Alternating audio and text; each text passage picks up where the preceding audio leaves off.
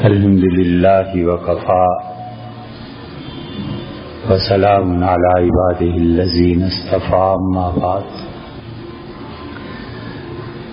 اللہ تعالی نے قرآن کریم میں جن موضوعات پر بحث فرمائی ہے ان میں ایک بات یہ بھی ہے کہ قرآن بار بار ایک لفظ کو دہراتا ہے۔ یہ کہتا ہے کہ انہم کانوا قوما فاسقین، اور بلا شک و شبہ وہ قوم بہت زیادہ خدا کی نافرمان تھی۔ ایک جگہ اللہ تعالی فرماتے ہیں کہ قوم ظالمین، اور وہ قوم ظلم کرنے والی تھی۔ پھر ایک جگہ اللہ تعالی نے بنی اسرائیل کا ذکر کیا اور اللہ نے فرمایا کہ فاستخف قومہ، فرعون نے اپنی قوم کو ڈرایا، اور اس مقام پہ یہ نہیں کہا کہ فرعون بہت برا ہے، یہ فرمایا کہ فرعون کے ڈرانے سے قوم ڈر گئی اور حق کے لیے کھڑی نہیں ہوئی۔ انہم کانوا قوما فاسقین، بلا شبہ وہ قوم بہت زیادہ اللہ کی نافرمان تھی۔ ہمارا ملک اس وقت اور پچھلے کچھ عرصے سے، چند ہفتوں سے جس سیاسی بحران سے گزر رہا ہے، اس میں جو شریعت کا پہلو ہے وہ آپ کے سامنے رہنا چاہیے، اور اہل علم نے اس چیز پر بحث کی ہے کہ اقوام، ملکوں کے حالات اور تاریخ کیا چیز اس کے لیے ضروری ہے، اچھی قیادت یا اچھی قوم؟ کیا قیادت کی وجہ سے قومیں تباہ ہو جاتی ہیں، یا قوموں کی وجہ سے قیادت بنتی ہے؟ اور اس پہ ہزاروں صفحات اور کتابوں کی کتابیں لکھی گئی ہیں، اور اہل تحقیق نے ایک طرح سے حق ادا کر دیا ہے اس موضوع کا۔ اور اس سارے سیاسی بحران میں جو کچھ بھی ہو رہا ہے، آپ اگر کبھی غور کریں تو اس وقت بھی اور آج سے 50 سال پہلے بھی اور 100 سال پہلے بھی، اور آپ میں سے جو آج 20 سال کا ہوا ہے وہ جب 80 سال کا ہو جائے گا تو بھی وہ اسی مسئلے میں الجھا رہے گا کہ جی ہماری قیادت درست نہیں ہے، اور ہمیں کوئی قائد نہیں ملا، اور جب تک ہماری قیادت اچھی نہیں ہوگی ہم ٹھیک نہیں ہو سکتے۔ اور جب آپ کتابوں میں جاتے ہیں اور اقوام کی تاریخ پڑھتے ہیں تو وہ میں یہ کہتے ہیں کہ قیادت قوم سے پیدا ہوتی ہے، اور جیسی قوم ہوگی ویسی اس کی قیادت ہوگی۔ اگر قوم بن جائے تو قائدین جب گمراہی کا راستہ اختیار کرتے ہیں تو لوگ اس کو برداشت نہیں کرتے، اور جوق در جوق و شاہراہوں میں اور ہر جگہ آ جاتے ہیں اور وہ کہتے ہیں کہ اس ظلم کو ہم برداشت نہیں کریں گے، اس میں تبدیلی چاہیے۔ اور اگر قوم اس بات پر راضی ہو جائے کہ قیادت جو مرضی کرتی رہے، ہم اس کے خلاف نہیں بولیں گے، نہیں اٹھیں گے، تو اس کا نتیجہ یہ نکلتا ہے کہ آہستہ آہستہ پوری امت مجموعی اعتبار سے برباد ہو جاتی ہے، کیونکہ فرد اپنا محاسبہ کرنے کے لیے تیار نہیں ہے، اور وہ اس بات کا منتظر رہتا ہے کہ قانون اسے باندھ دے، اور پھر اس کا بھی منتظر رہتا ہے کہ کہیں اس قانون کو توڑنے کا کوئی موقع مل جائے تو میں اس سے بھی اجتناب نہ کروں، اور جو میرے ذہن میں آتا ہے میں اس کو کر گزروں۔ افراد کی طبیعتیں بے مہار ہو جاتی ہیں، اور ایک چیز ہے طبیعت، اور طبیعت اچھائی اور برائی کا سبق دیتی ہے کہ کیا چیز خوشگوار ہے اور کیا چیز ناگوار ہے، اور طبیعت کہتی ہے کہ سردی میں آئس کریم کھاؤ اور گرمی میں گرم کافی پیو۔ ایک آدمی کی طبیعت ہے، ایک آدمی کی طبیعت یہ ہے کہ وہ کہتا ہے چٹپٹی اور مزیدار چیزیں کھائی جائیں، تو اس کی طبیعت اسے ذائقہ بتا رہی ہے، طبیعت اس کے علاوہ کچھ نہیں کرتی کہ مرغوب اور نامرغوب چیزوں میں فرق کرے،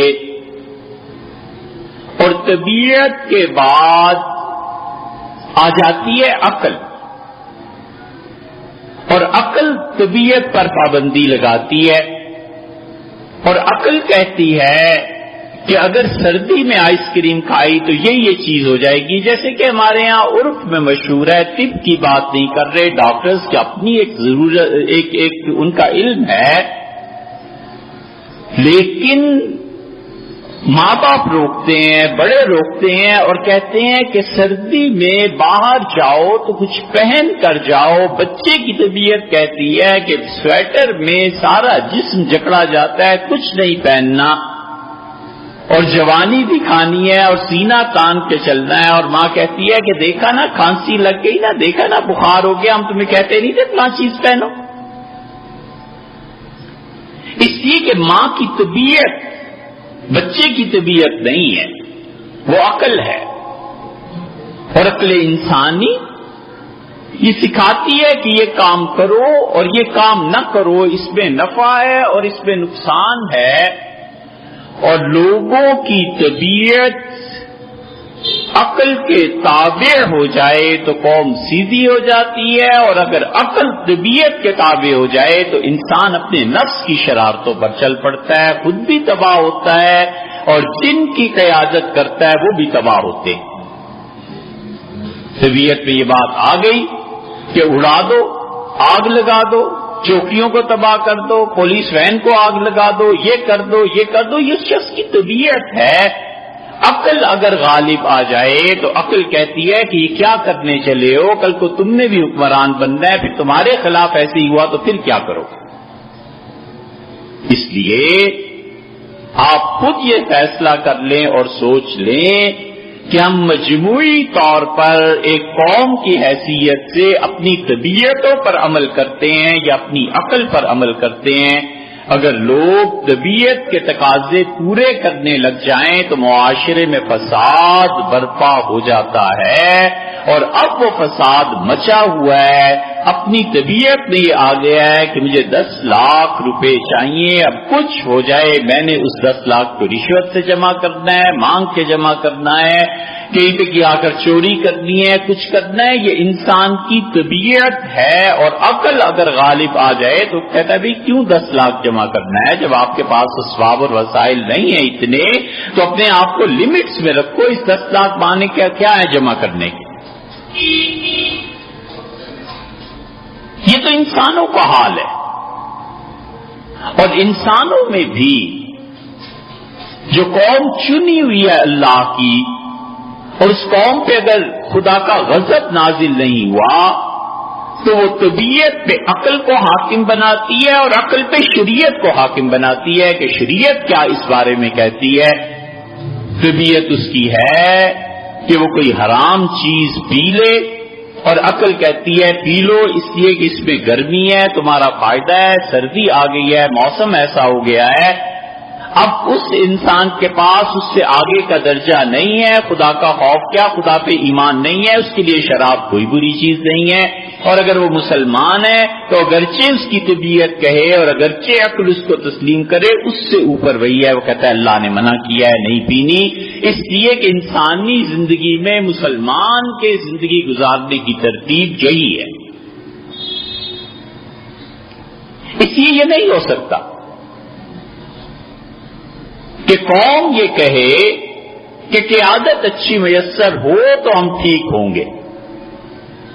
حقیقت یہ ہے کہ شریعت کہتی ہے قیادت قوم سے پیدا ہوتی ہے، تم خود اچھے ہو تو نتیجہ یہ کہ تمہاری قیادت اچھی ہو جائے گی، اور اگر تم خود اس بات پہ راضی ہو کہ کرپشن ہو اور قانون صرف دوسروں پہ نافذ ہو اور میں اس سے پاک رہوں اور میں کسی کی زمین پہ بھی قبضہ کروں تو کوئی مجھے نہ پوچھے، اور میں چاہے سارے گاؤں پہ قبضہ کر کے بیٹھ جاؤں مجھے کوئی نہ پوچھے، اور کوئی آدمی میری 1 انچ زمین لینا چاہے تو میں اس کے خلاف چلا جاؤں، اور ہمت کیسے ہوئی اور مار ڈالوں اسے۔ تو آپ بتائیے جب قوم کا مزاج اتنا بگڑا ہوا ہو تو ہمارے اس دور میں جو جمہوریت کے چیمپئن بنے پھرتے ہیں وہ جو کچھ مرضی کر لیں، انہیں پتا ہے کہ قوم بنی ہوئی نہیں، سب جانتے ہیں۔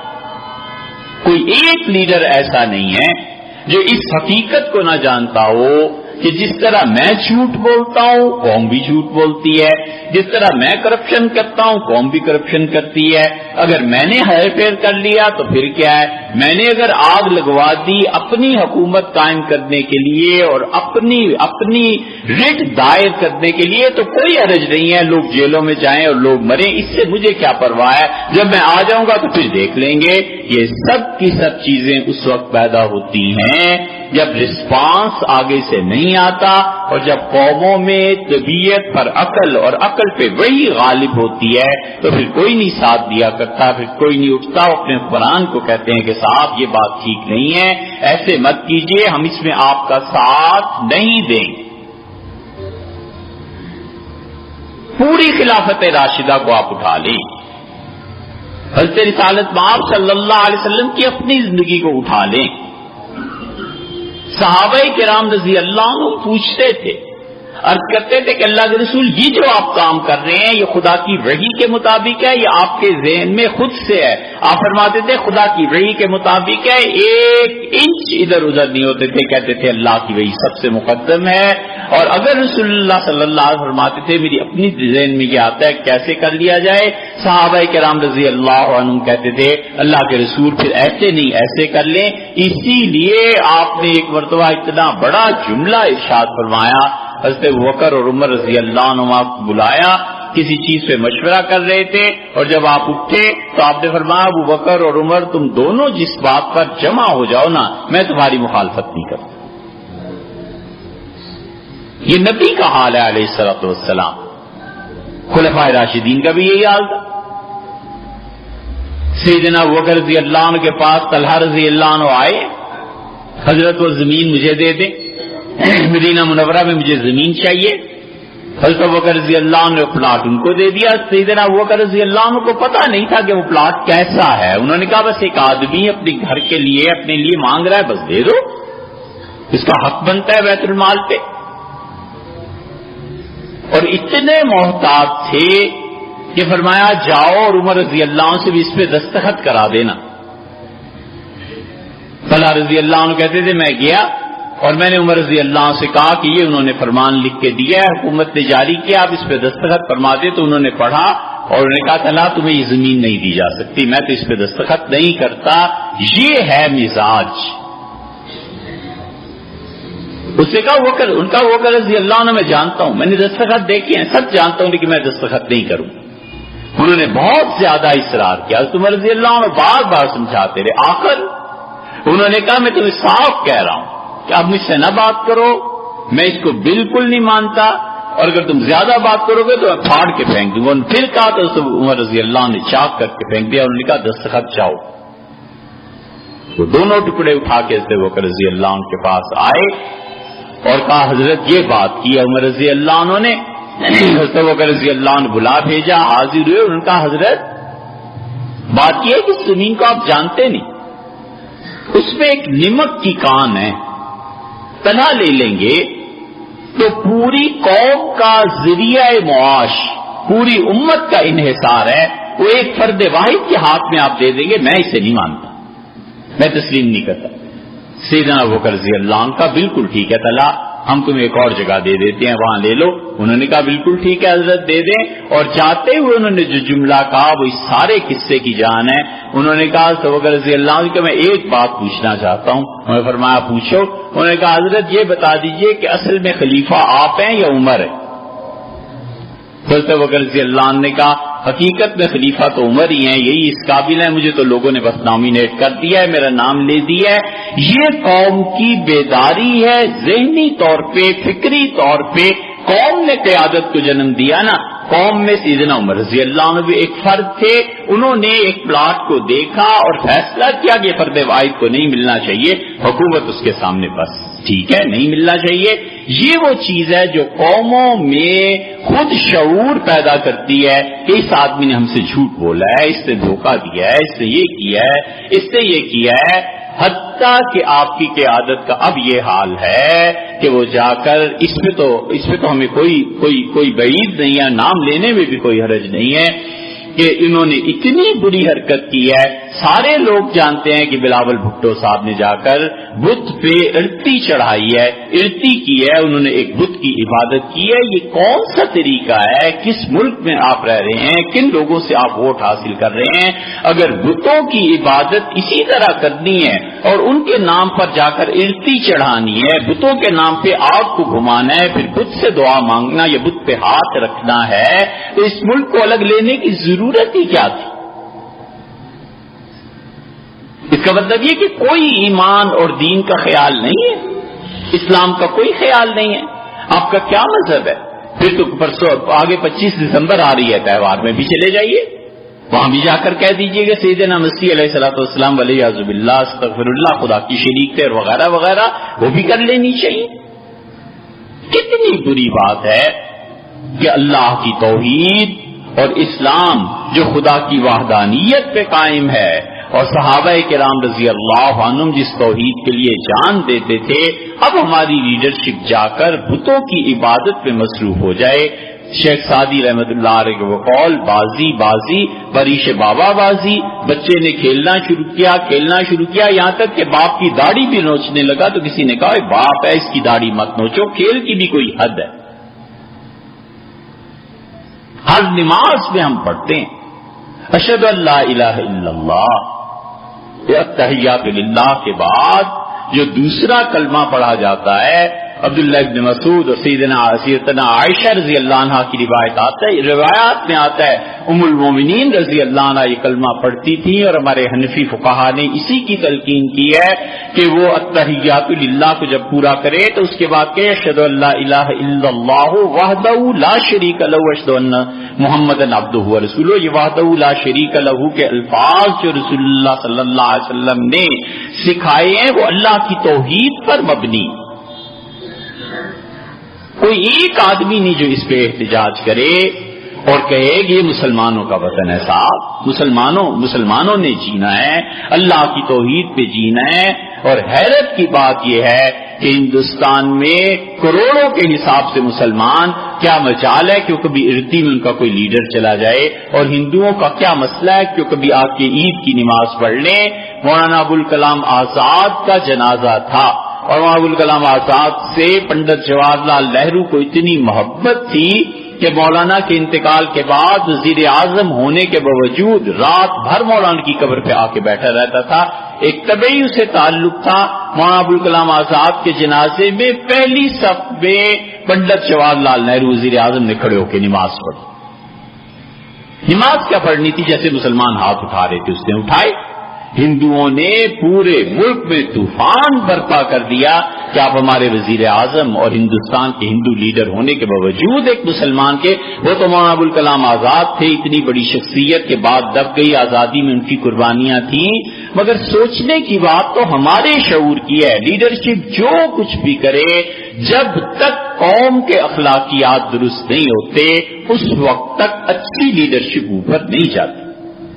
قیادت قوم سے پیدا ہوا کرتی ہے. اگر قوم اس بات پر راضی ہو کہ ملک برباد ہو جائے، کوئی پرواہ نہیں، حکمران ملک کو برباد کر دیں گے. قوم اس بات پر آمادہ ہو کہ نہیں، ہم نے پڑھنا ہے، ہمیں تعلیم چاہیے اور یہ چیز نہیں چاہیے. ایک فرض کرنے، مثال کے طور پہ فرض کر لیجئے ایک لمحے کے لیے، بڑا اچھا منصوبہ یہ بنا، الحمدللہ ہزاروں لوگ اس پہ سفر کرتے ہیں. اس ٹرین کو کیا کہتے ہیں؟ میٹرو. فرض کر لے شعور ہوتا قوم، 10-20 ہزار آدمی 10 لاکھ کی آبادی پنڈی صاحب 15 لاکھ کی آبادی سے کھڑے ہو جاتے، کہتے صاحب میٹرو نہیں چاہیے، سکولز چاہیے، میٹرو نہیں چاہیے، تعلیم کا نصاب چاہیے. ہماری نسلیں باشعور ہو جائیں، سینکڑوں میٹرو بنا لیں گی اور سینکڑوں اسپتال بن جائیں گے. سب سے پہلے ہمیں تعلیم چاہیے، اس لیے کہ ہم میں شعور نہیں ہے. ہم میں سے کتنے لوگ ہیں جو تعلیم کے لیے کتابیں پڑھتے ہیں؟ ہم میں سے کتنے لوگ ایسے ہیں جو خود دین کو سیکھنے کے لیے کہیں جاتے ہیں کہ یار فلاں جگہ چلو، کوئی مسئلہ پتا چل جائے گا، کوئی دین سیکھ لیں گے. نہ ہم دین سیکھیں، نہ ہم اپنی تعلیم کو جاری رکھیں، نہ ہم اپنے بچوں کو وقت دیں، حتیٰ کہ بچوں کو پڑھانے کے لیے وقت تک نہ دیں. تو پھر یہ کہنا کہ ہماری قیادت کچھ نہیں، قیادت کچھ نہیں، تو قیادت ادھر ہی سے ابھرنی ہے نا. قیادت کوئی آسمان سے فرشتوں نے تو نہیں اترنا آ کر لوگوں کو بتائیں کہ یہ کرو اور یہ نہ کرو. حضور صلی اللہ علیہ وسلم کی ختم نبوت ہو گئی، اب کسی نبی جدید نے نہیں آنا. سیدنا مسیح علیہ الصلوۃ والسلام جب آئیں گے سو آئیں گے. ہمارے کرنے کا کام یہ ہے کہ ہم اپنے اندر شعور پیدا کریں، ہم خود جانچیں اس بات کو کہ سچائی کیا ہے، جھوٹ کیا ہے، اچھائی کیا ہے، برائی کیا ہے، ہمیں کس چیز کا ساتھ دینا ہے اور کس چیز کا ساتھ نہیں دینا. اللہ تعالی ہمیں اور آپ کو سمجھنے کی توفیق بخشے.